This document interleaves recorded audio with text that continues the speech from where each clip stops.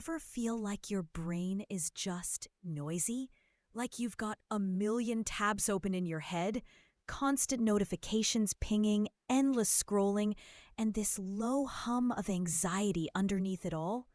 Yeah, me too.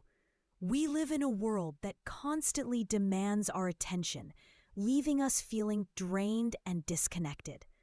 But what if there was a way to find calm, clarity, and real purpose amidst the chaos? That's exactly what Shetty explores in his book, Think Like a Monk. He spent 3 years living as a Vedic monk in India, soaking up ancient wisdom, and now he translates those powerful principles into actionable steps anyone can use to train their mind for peace and purpose every single day. Shetty starts by getting real about our minds. He calls the untrained mind the monkey mind, constantly swinging from thought to thought, distracted, restless, chasing instant gratification. Sound familiar? Monks, on the other hand, cultivate the monk mind, focused, calm, intentional, and aware. The good news? Shetty believes we all have the capacity for a monk mind. It's not some mystical superpower. It's a muscle we can train. The first step is just becoming aware of that internal chatter, noticing how jumpy our thoughts really are without judging ourselves for it. It's about observation, not criticism. So how do we start taming that monkey?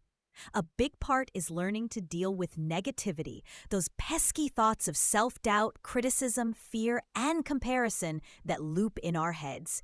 Shetty doesn't tell us to just ignore them or pretend they don't exist. Instead, he draws on monk practices. Identify the negative thought, give it a name. Stop, pause before reacting. Swap, consciously replace it with a more objective, positive, or grateful thought. It's like weeding a garden. You gently remove the weeds, negativity, and plant flowers, positive alternatives, instead. It takes practice, but it rewires the brain over time.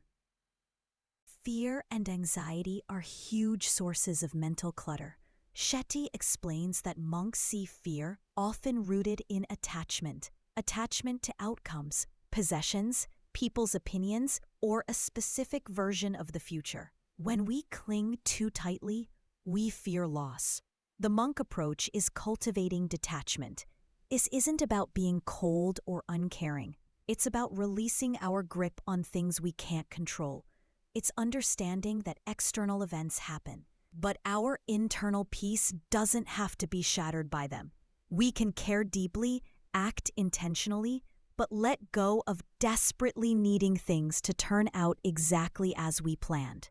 Building on detachment, Shetty talks about our identity. We often define ourselves by external labels: our job title, relationship status, social media profile, successes, failures.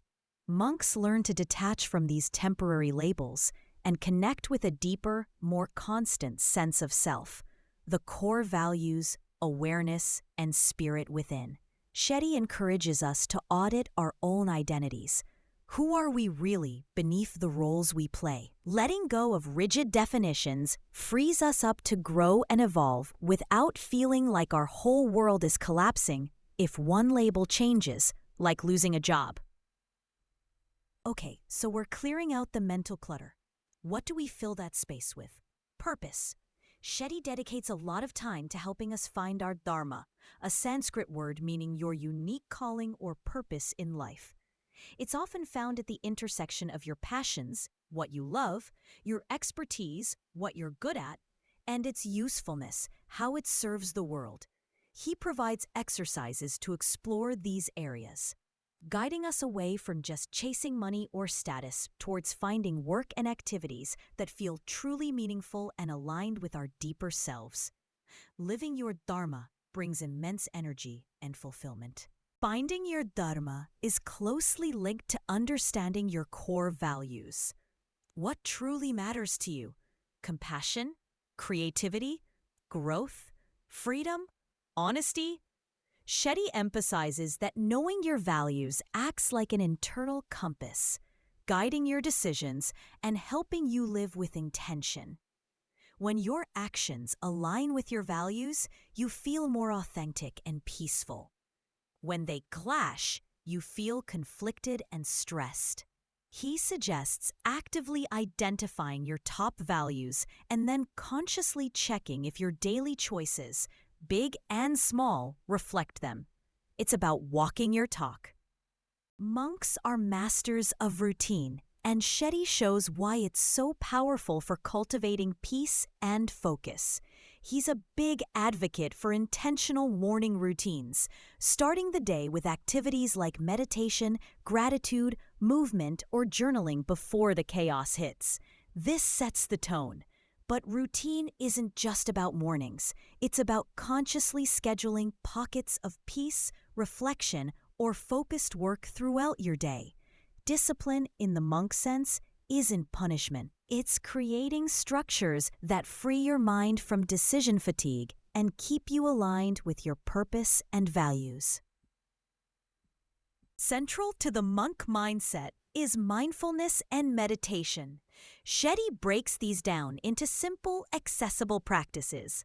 Mindfulness is just paying attention to the present moment, your breath, the sensations around you, the task at hand, without judgment. He emphasizes the power of the breath as an anchor. Anytime your mind wanders, gently bring your focus back to your inhales and exhales. Meditation isn't about stopping thoughts. It's about noticing them without getting carried away. Even 5 to 10 minutes a day can make a huge difference in training your focus and calm. Training the mind also means strengthening focus. In our hyper-distracted world, the ability to concentrate is a superpower. Shetty draws on monk practices for single tasking and managing distractions. Monks learn to immerse themselves fully in one activity, whether it's meditating, chanting, or sweeping the floor. He encourages us to practice this monk focus in our daily lives. Put the phone away during conversations. Focus solely on one work task for a set period. Really taste your food. It's about intentionally directing your attention like a spotlight. Thinking like a monk isn't a solo journey. It deeply impacts our relationships. Shetty talks about moving beyond transactional connections, what can I get, towards deeper, more intentional relationships built on empathy, understanding, and trust. This involves practices like deep listening, really hearing someone without planning your response, communicating consciously, setting healthy boundaries, and practicing forgiveness for others and yourself. It's about bringing presence and compassion into our interactions. A cornerstone of monk life and a key theme in the book is service or seva. This is the act of helping others without expecting anything in return. Shetty argues that contributing to the well-being of others is one of the most powerful ways to find purpose and happiness. It shifts our focus from our own worries to the needs of the world around us. Service doesn't have to be grand gestures. It can be small acts of kindness, volunteering your time, or using your skills to help someone. Finding joy in giving is a core part of the monk mindset. Monk isn't about perfection. It's about intention and practice. It's about making small, consistent shifts.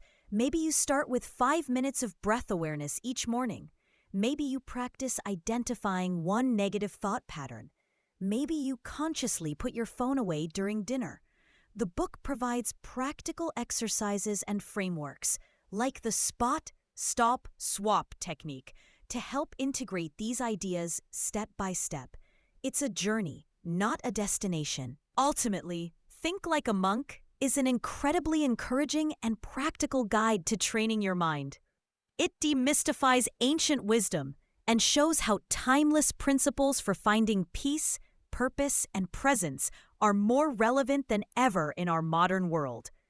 Shetty reminds us that we have the power to manage our minds, overcome negativity, discover our purpose, deepen our relationships, and find joy in service and gratitude.